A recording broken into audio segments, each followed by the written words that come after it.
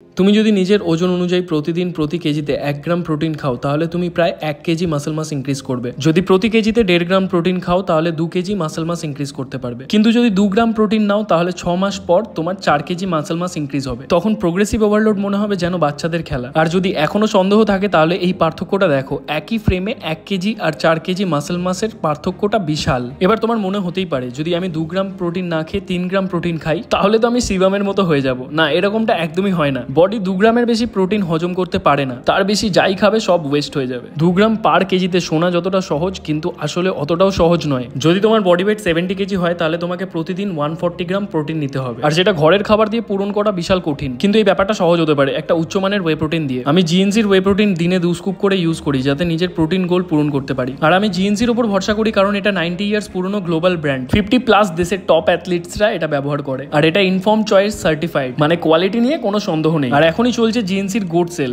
যেখানে প্রোটিন সহ সব সাপ্লিমেন্টে পাচ্ছ 70% ছাড়। তাই যদি জিএনসির ওয়েবসাইট বা আমার স্টোরিতে দেওয়া লিঙ্ক থেকে কেনো পেয়ে যাবে সর্বোচ্চ ডিসকাউন্ট। আর চেকআউটের সময় আমার কোড SUBHHO শুভ ইউজ করলে আরো এক্সট্রা ডিসকাউন্ট পাবে।